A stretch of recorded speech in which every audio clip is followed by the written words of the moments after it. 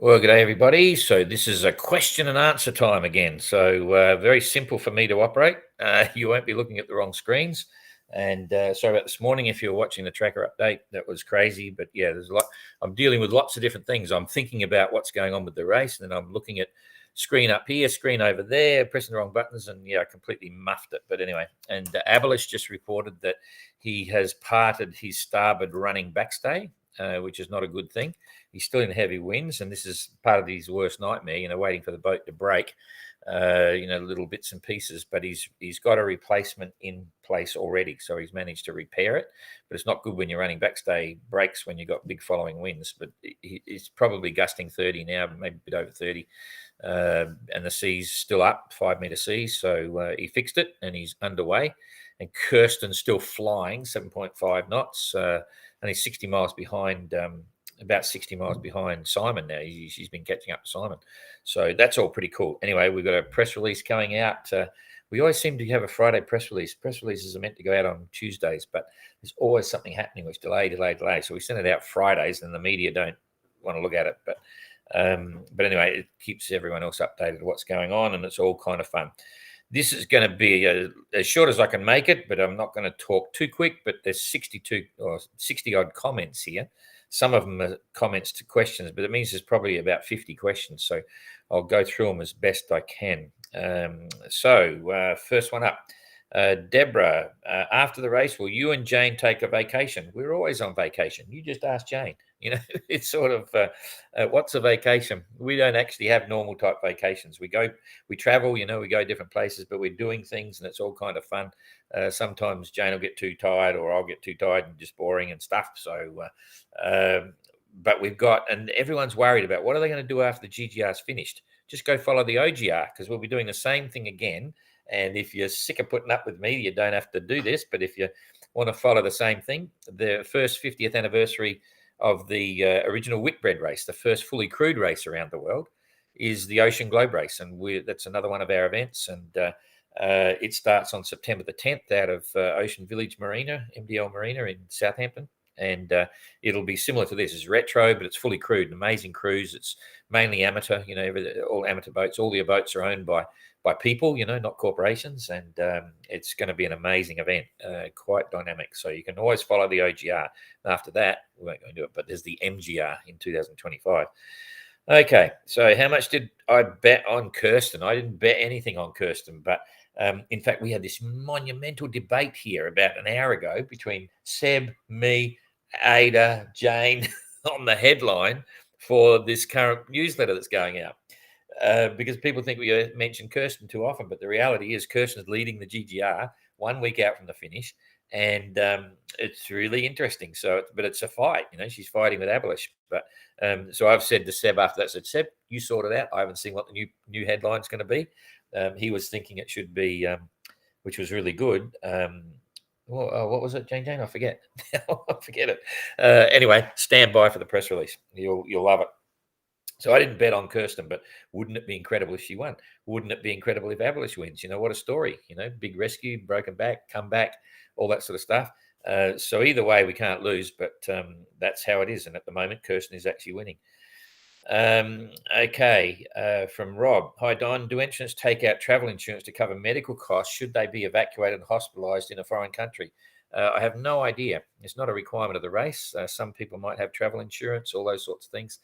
Certainly, they don't get charged for any rescue in the evacuation side. Once they get to the drop-off country, then it's a different story altogether. And yes, if they need medical treatment, it's their responsibility, and so they'll face it different ways. So I'm not sure what they've done, though. Noel, hi Don. Why is the centre cockpit sailboat not allowed in the GGR? Joshua was a centre cockpit, I believe. It's not that it's not allowed; it's not preferred. If you look at the wording of the thing, we don't choose centre cockpit boats, pilot house boats, or shallow draft boats, centre boarders and stuff, for various reasons. And there is always different types of centre cockpit boats and different types of shallow draft boats. So it's not black and white. We just don't usually prefer the average or the normal type ones. Joshua was a centre cockpit boat, but one of the reasons we don't like centre cockpits for Southern Ocean is there's always complicated steering, or usually complicated steering. with cables or hydraulics or whatever, a bit of a nightmare. Joshua, on the other hand, was a simple tiller-steered outboard rudder boat, same as Suhaili and all the rest of it. Had ropes running along the deck to a wheel with the ropes wrapped around the wheel like an old square rigger, and that's how he sails. It's perfectly simple, easy to maintain, easy to repair. So if someone, if we allowed Joshua type boats, we'd let one in, and it's as a center cockpit.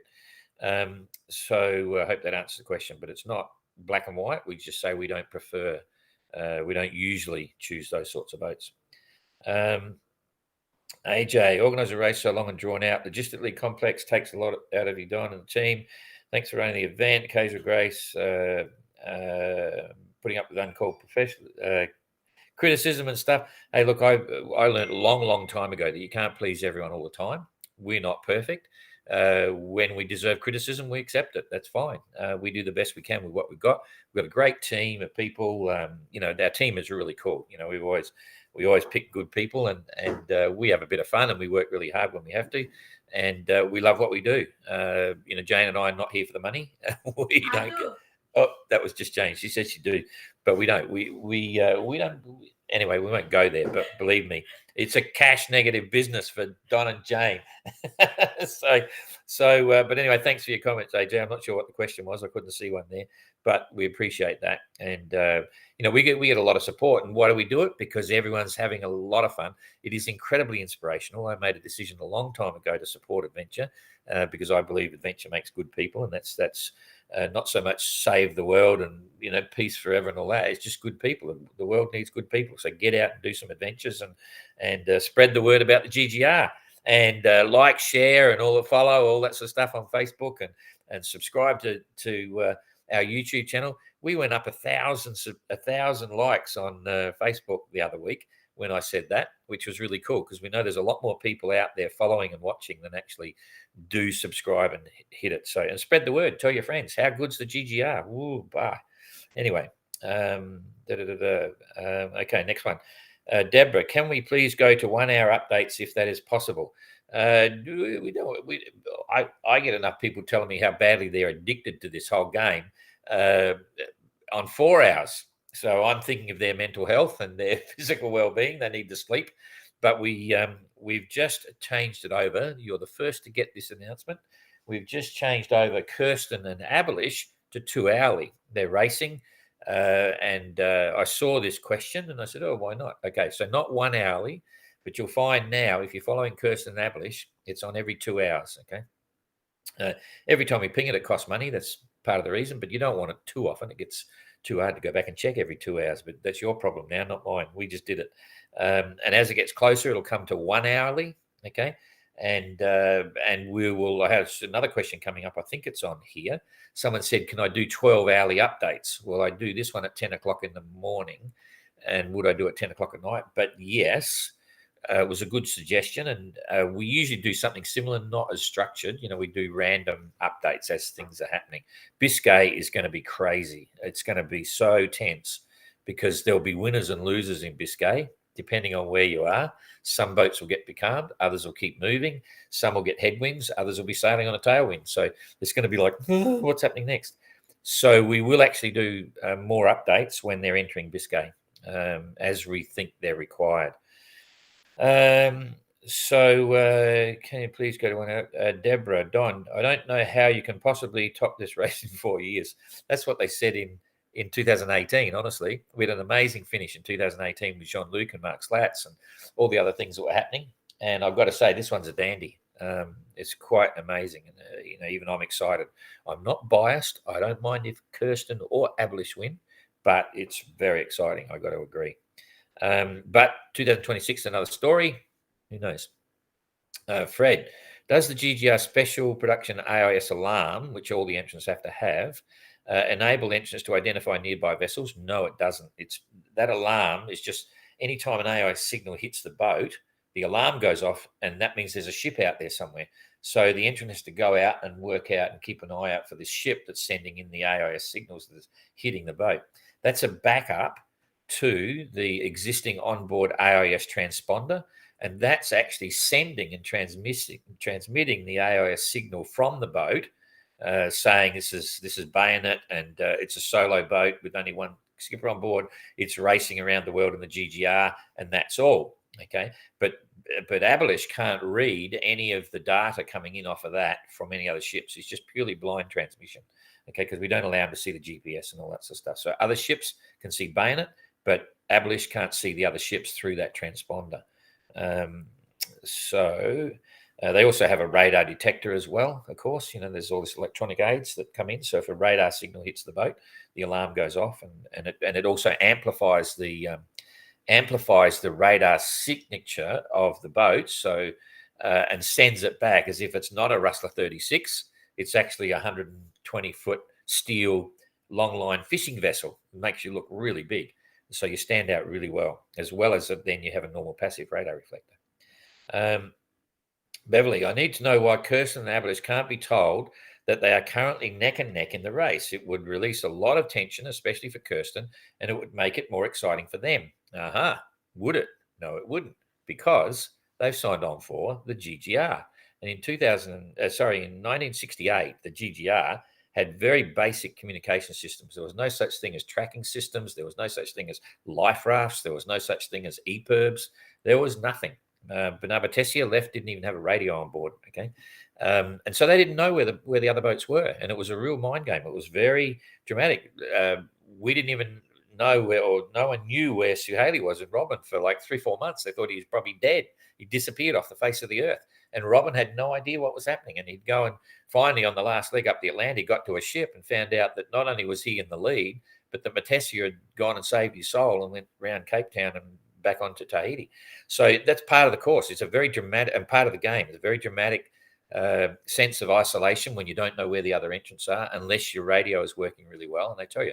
So the last thing GGR organizer is going to do is breach those rules and release that.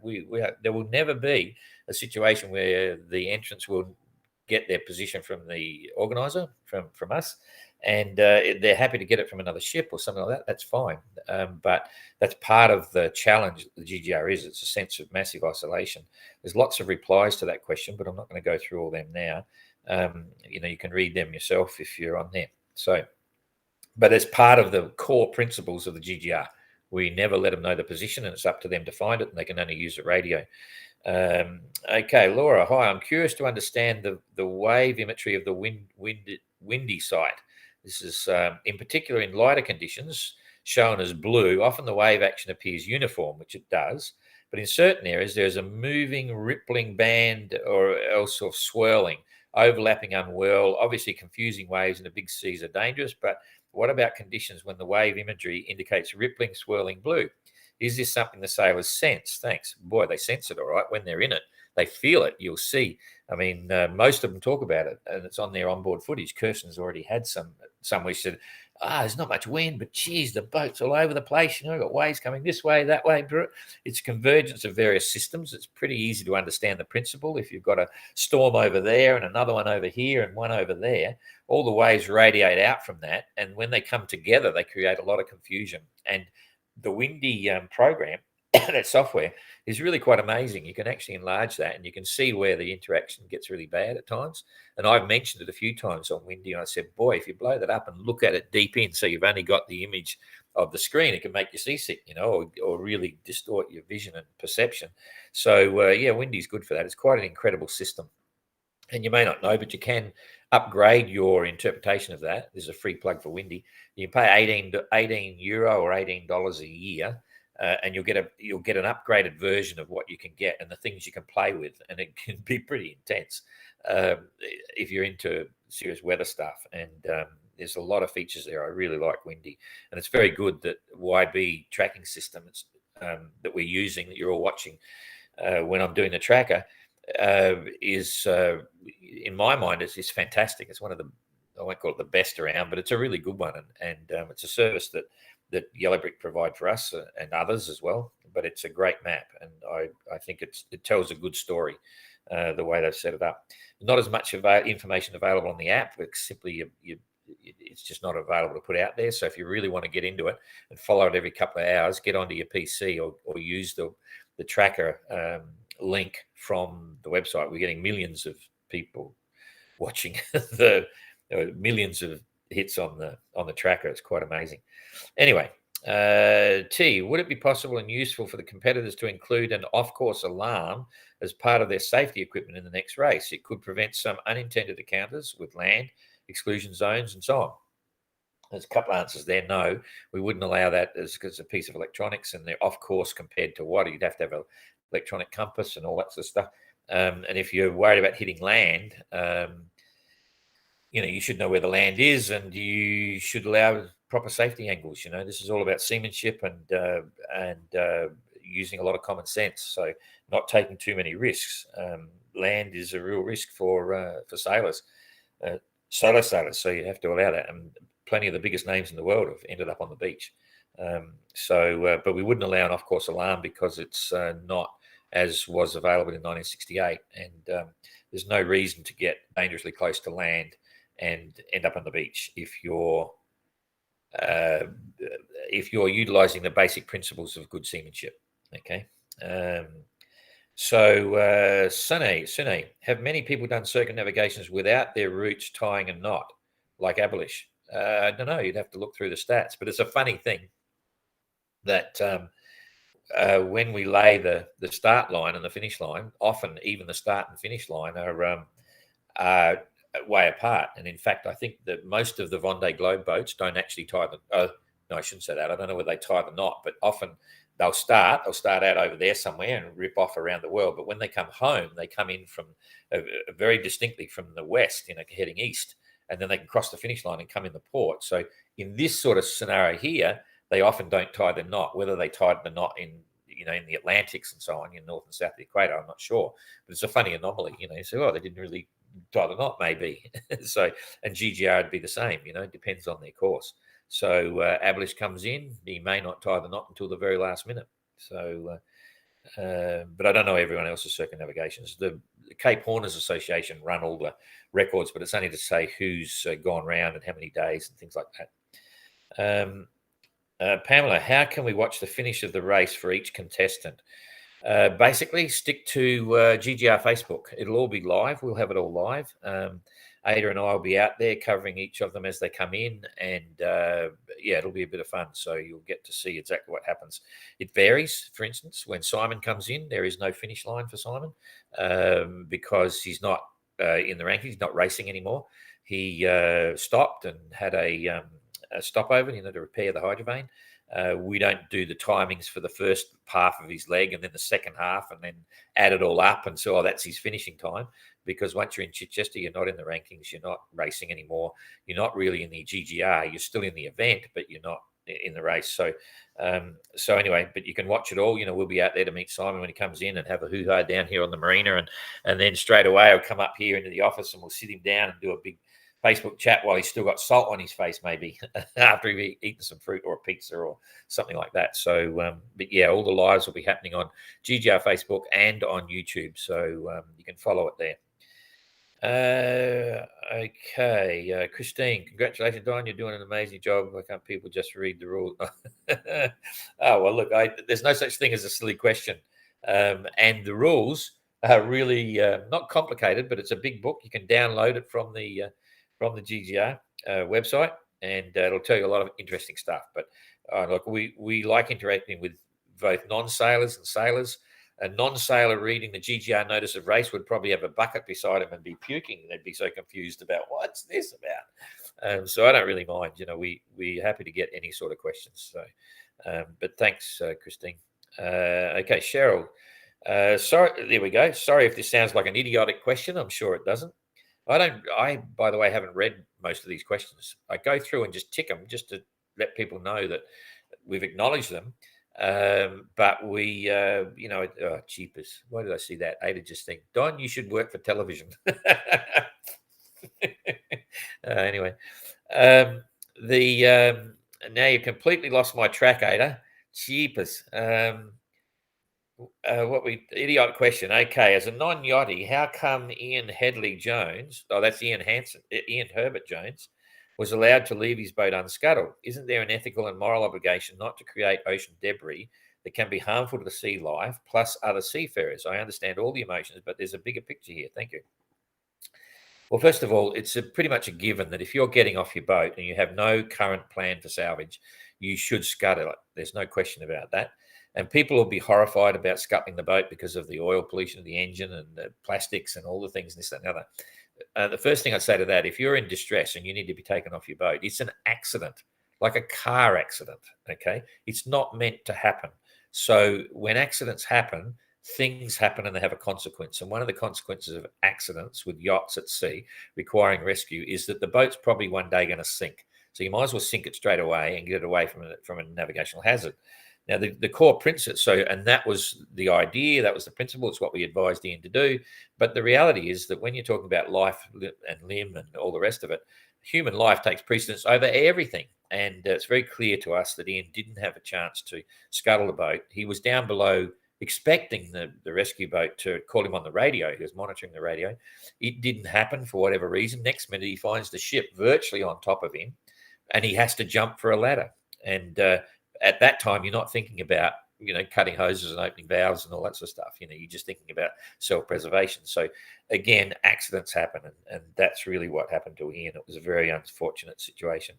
Okay, Madeline, did Captain Goog serve his time penalty? Yes, he did, which was really good. The reality is, there's no option. You, as the organizer, we use the notice of race as a Bible, and there's, we always take in due consideration the facts surrounding any situation, but there was nothing there that suggested to us that Goog should have a dispensation from running that time penalty. So, but I've mentioned that before. He had to do it, or he'd be disqualified. And the time penalty was real because he went into the zone. We say verbally to all the entrants in the briefings, look, if we get a chance without obligation, we'll actually try and tip you off.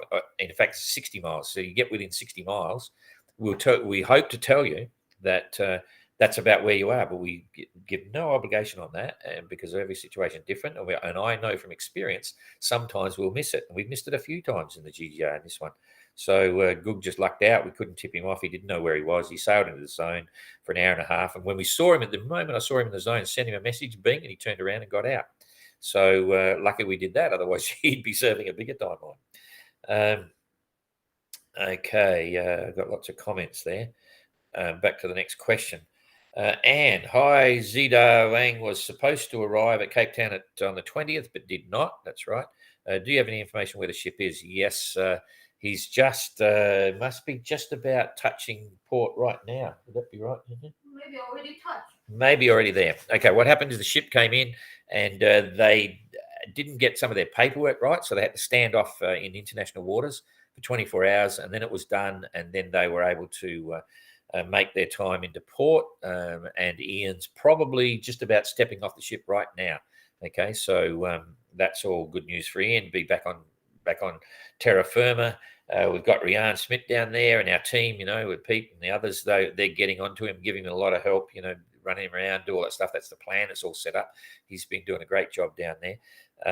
And then once he's settled, they'll do an interview for us and send us the video, and then Jane will put it up on here. So because they can't quite set up onto the GGR live. So as soon as they film it, they'll send us the footage, and we'll get it up on GGR Facebook anyway. So they'll have a good chat with him, and then later on we'll look forward to getting all the latest from Ian and finding out how much fun he had on the ship. I know he had a bit of fun, and it was been a tough time because he's got to deal with the reality of losing the boat. And the GGR's over for him, all that stuff. But he's made some new, I'm sure, lifelong friends on the ship. He's done pretty well. So thanks for everyone who was involved with assisting him there and so on. Gary, so would I be correct to say, as the boats come close to shore or anywhere really, a passing boat could legally give the captains their placing information? Absolutely. Any ship at sea, they can get whatever they want from that ship. That's a tradition of the sea. There is absolutely no restrictions on anything associated with it in the notice of race. They can get everything and anything as long as they're a non-associated ship. So it has to be, they're not allowed to have organised a rendezvous to get this information. In other words, there's a random ship, or even to a degree, a random yacht, because that's a ship at sea. They could have a random yacht turn up and say, "Hey, what's going on with the GGRs? Oh, geez, you hear about that?" Boom, and they're in. So that's all fine. and they can get their positions and stuff from each other when they're talking on the radio. They can share positions, and if they're talking to any shore stations, they've got it. Anything they do with their radios and stuff is free information. Ted, will you turn the tracker on to hourly when the races reach the Bay of Biscay? It'll be on 2 hourly, and we'll push it through. We upgrade it to hourly when we think it's relevant. Somewhere in the Biscay, it'll be up to hourly. Mark, what is the latest on Ian Herbert Jones? Has he gotten off the fishing vessel? I just mentioned that happening now. Can't wait to hear what's next. He sounded as if at one of the communications we had, he said, he just said, you got to work out what next now. And I think that was probably an expression of say, oh, crikey, what next? What's going to compare? And he's got no idea what's next. But that part is now gone. The GGR is gone. So he's got to think of what next. I mean, there'll be the family and they'll be back to work and all those things. But I wonder if there is a what's next in terms of an adventure. Who knows? I look forward to hearing about that. John needs a comment from John. Needs to have an Aalborg 37 in the GGR. Won't fit. No good. Too long. Too big. Probably too fast. Philippe, comment. It's French. Oh, jeepers. Hang on. See translation. Okay, Philippe, how to get the weather matched on use directly? Thank you. You must be referring, so Philippe, I'll speak slowly. You must be referring to the YB3 tracker we've got that we use. The best way to get that is on the GGR website. Just hit the live and it'll come up and everything's there. Okay, the app that you have on your mobile device doesn't give you the same level of information that you can get on the computer screen. So that's pretty straightforward there. And then, of course, you can go for weather in particular. Just Google windy, just windy, WNDY. Get on there and you'll see it come up and you've got all the stuff that you see when I refer to windy. That's all the detailed weather information for everywhere in the world. If you're a skier or a flyer or a scuba diver or anything, surfer or anything like that, they have detailed weather forecasts for all of those different activities. This is amazing. It's really cool. So highly recommend windy. Gina, with Kirsten time compensation for aiding in the rescue of Tapio, is there a way to find out her actual position? I assume she's closer. No, it's not position, it's time. Okay, so if we were to calculate Kirsten's position and say, okay, we'll give her the time credit now and bounce her forward when she's doing 2 knots. Okay, that's going to give her 2 knots is 46 miles. So it means the compensation is only worth 46 miles. But if she's doing 7.6 knots, okay, and we give her 23 hours, you can see the difference is hundreds of miles, okay? But it doesn't work like that. It's purely time-based. So effectively, in comparison to Abelish, she's got a 23-hour credit. Okay, so Abelish has to get into the Sable d'Olonne at least 23 hours and 1 minute earlier than Kirsten to win the GGR by 1 minute. Okay, so remember that figure, 23 hours. And that doesn't consider the fuel compensation, which we've got to calculate how much fuel they've used and then work out the time negative off it's actually added, rather, the time we got to add to the finishing time based on how much fuel they've used. And they probably have both used more than 25 litres of fuel because the first 25 is free. So when they cross the finish line, it's just a provisional finishing time. And then the official finishing time will be announced at the press conference. And that press conference takes place after they get to the marina. There's about 20 minutes on the marina, popping the champagne and talking to media and asking first questions and getting hugs from some family members and stuff. Then they walk up to the stage, and then there's a big stage there, and there's another half hour on the stage with VIPs and fireworks and blah, blah, blah. And then from there, they go into a quiet room and get some pizzas or fresh fruit with family and friends in the quiet, while everyone else from the media are going in to set up for the press conference. And then when the press conference is set up, the first thing that gets stated is the actual official finishing time for that entrant. So that's the process. And so it's the time compensation is just time, not distance. Hein, what is the status of the penalties for the leaders who is actually leading the race? So it's not a penalty; it's a time compensation. So if Kirsten arrives, if she arrives at, she's got 23 hours. So if she arrives at midday on the midday on whatever date, on the 29th, midday on the 29th, we will actually be taking off 23 hours. So it'll means their official finishing time in that sense would have been 1 o'clock in the 1 o'clock in the afternoon on the 28th. Okay, so that's how that works. So it's a time credit that gets makes her appear to finish earlier. There's comments there again. I'm just going for questions here. Allegan, any idea when the final event will be? June 23, 24, or when do you hope to finalise this date? Might take a trip over from Ireland. Well, we hope to see you. And Amlegin. Okay, sounds Scottish. No. Anyway, the official prize giving is set now. It's confirmed. It was official a few days ago when Les Sables d'Olonne issued another video update, which I shared on Facebook. It's for the afternoon of the 24th of June. So if you want to come to Les Sables d'Olonne for a holiday, the afternoon of the 24th of June, I'm not sure exactly what time. There's a press conference in the morning. All the entrants will be together there. Introduced to the media. They can ask questions and stuff. Then we have lunch, and then everyone heads over to the ocean front, the seafront here. One of the world's most beautiful beaches, Les Sables d'Olonne. And it's an outdoor sort of big outdoor event. Thousands of people will be there.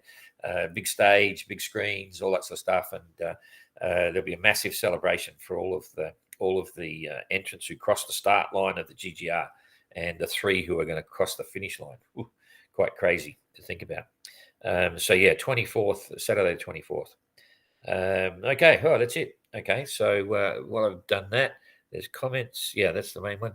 I'll just quickly go through and see what's in the comments here. Anyway, it's about a killer whales off the coast of Spain.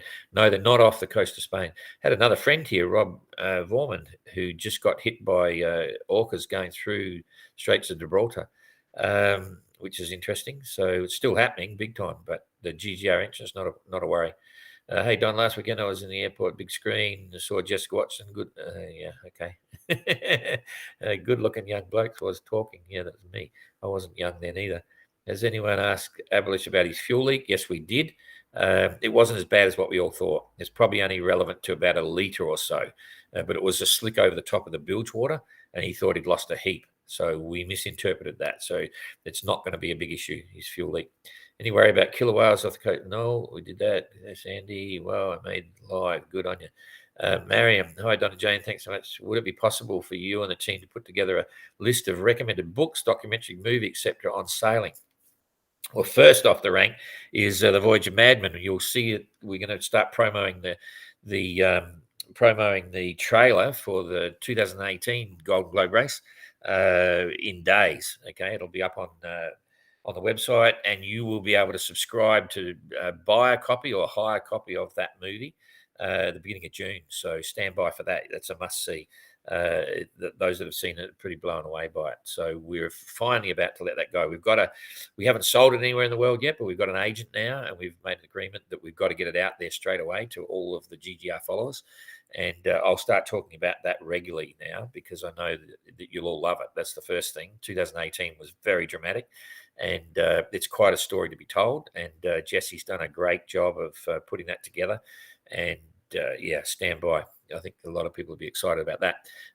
But then all the other issues, boy, so many different things. I'll have a think about that. You want to absolutely watch cheapest. Now, I got to think of the name.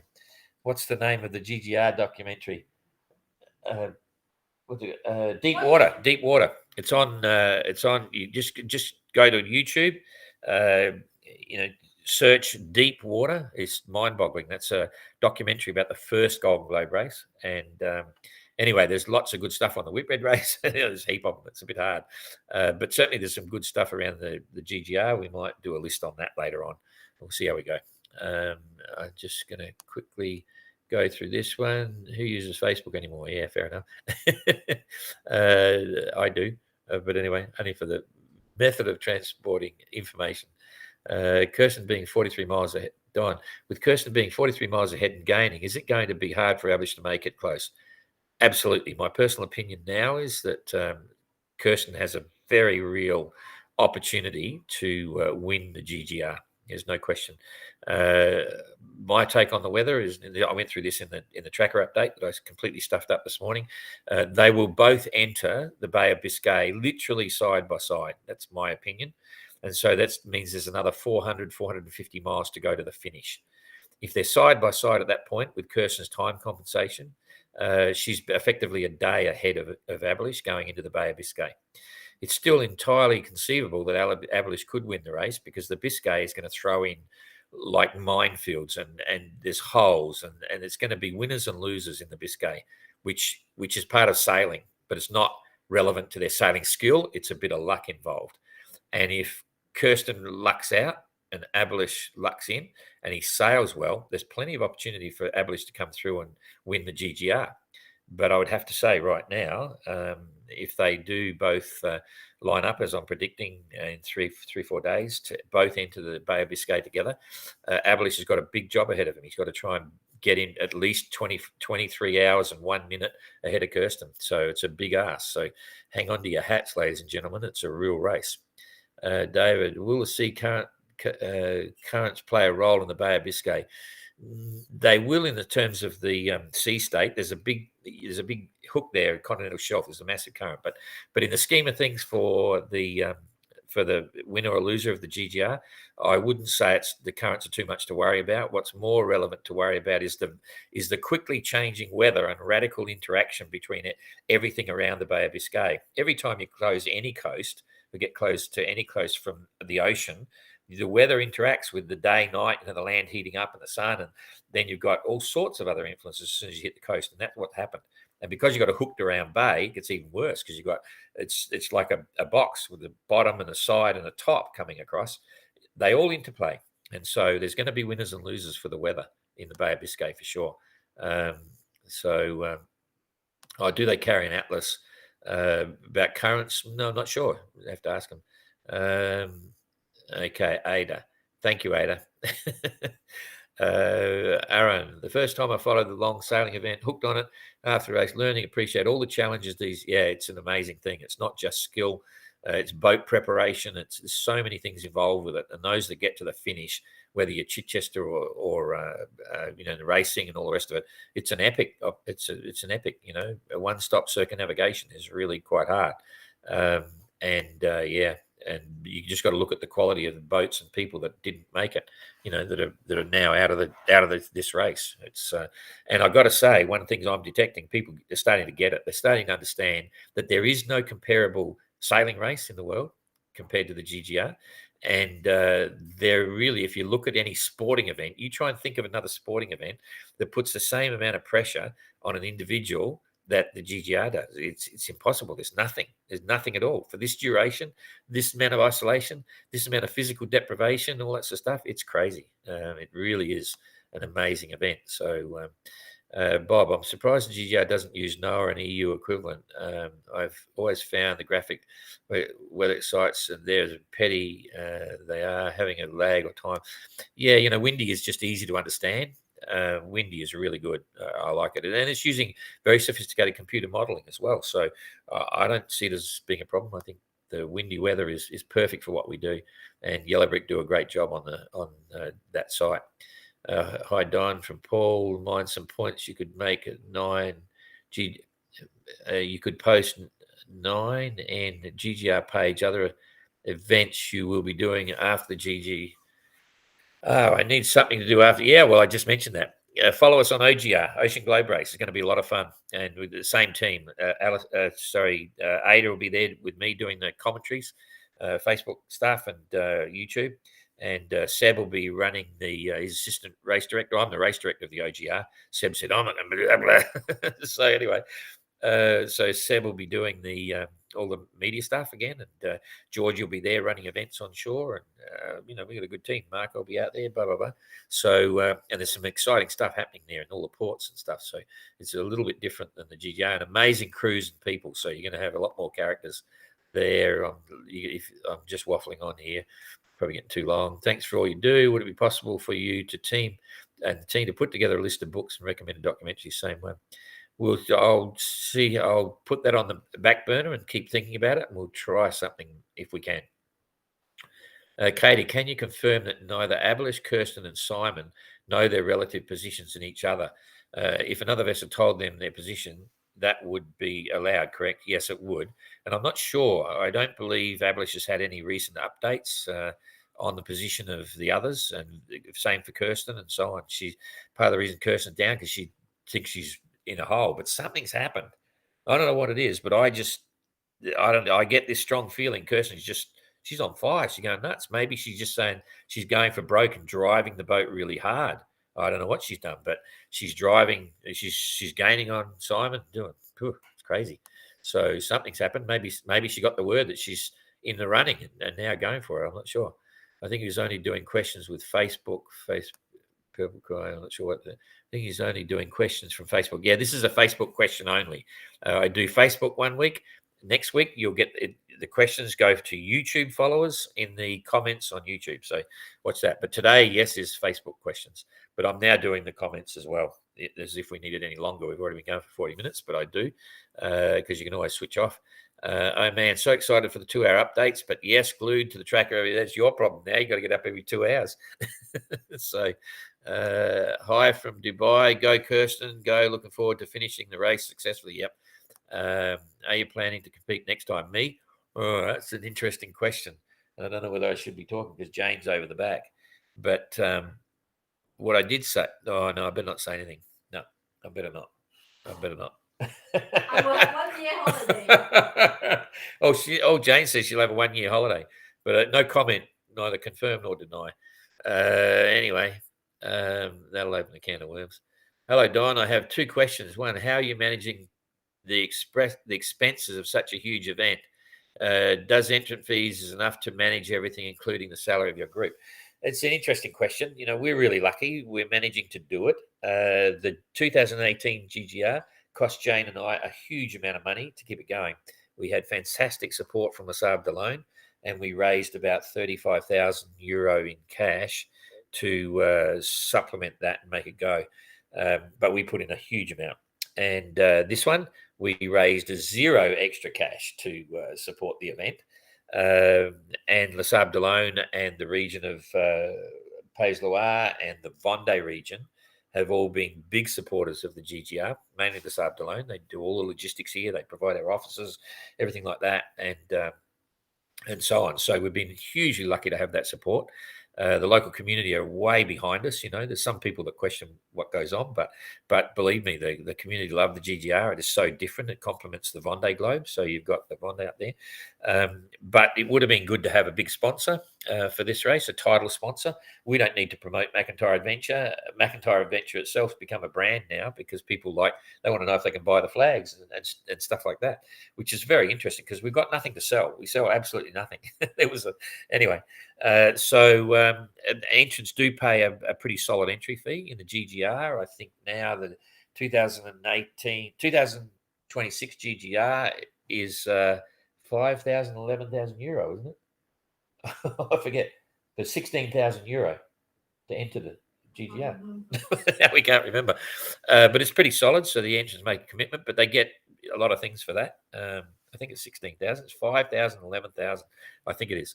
So we make it happen regardless. That's what an underwriter does. And in the Ocean Globe race, which is the next big one for us, we still don't have a title sponsor. We don't have any sponsors of any significance other than a confidential one who's got a little bit involved with the stopover in Southampton, which is fantastic. So we just keep plodding along, but one day we'll crack a big sponsor. And then we'll be happy, and we might be able to get our money back out and get the house because we sold the last house. I won't go there. 11,000. 11,500. I'm getting mixed up. It's like that's about 16,000 Australians. So I said too much. They get it cheap. They get a discount. The entry fee is 11,500. 11,500 euro to enter the GGR, and it's all non-refundable. And the reason we don't pay it back because we don't want people to join unless they are prepared to lose the money. Because if we fill up the entry list and they're not coming, other people that want to join can't get in. So anyway, I digress there a bit. So rustlers are deck step masks. Yes, they are. But they can be changed to keel step. In fact, I think there's a bit of both. There's a bit of both there. I'd have to check on that. Willie asks, okay, here's the question. I don't know what it's about. Okay, hey Don, thanks for everything. Wondering if you know anything about whether or not Puffin will be looked for and executed scuttled. She wasn't scuttled. She can't be looked for now because there's no tracker on it, and so she's drifting. She may pop up somewhere in the next 2, 4, 5, 6, 7, 8, 9, 10 months, or she may sink. I've got no idea, sadly. Would a boat, because the reason was no tracker, the battery went down. We watched the battery power fade, then lost the signal. So she could be out there. I don't know. Would a boat with a deck step mast be allowed in the GGR? Yeah, of course. You can have deck step or keel step. It's entirely up to you. I think that's about all. Yep, that's it. How is Kirsten compensated for time lost helping Tapio? Check out the latest news, which will be up online in the next few hours, and that'll explain once again how it all works, because everyone wants to know. It's going to become very relevant, I think. Here we go. An interesting final comment on this. Some people are saying, I really hope Kirsten can beat Abelish on the course without the time penalty, So, in other words, she just wants to be in front.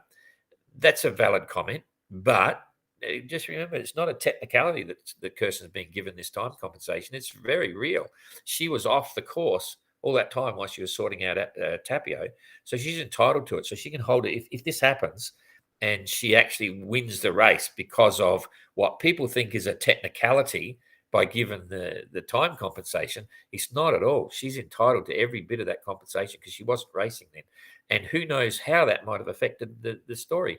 It's like the guy who sits and he's having his cup of coffee for breakfast and he's about to walk through the door to go to work. And instead of that, he says, no, I want another cup of coffee. So he waits, has another cup of coffee, walks out and gets something dramatic happens. Well, if he hadn't had that cup of coffee, that wouldn't have happened. That's fate. You don't ever know where it goes. And so she's entitled to it and should hold her head high if that happens. Yeah, all good. Okay, I'm out of here, and thanks for watching. It'll be YouTube next week for questions and answers. Thanks for the questions, and we'll see you tomorrow. Bye-bye.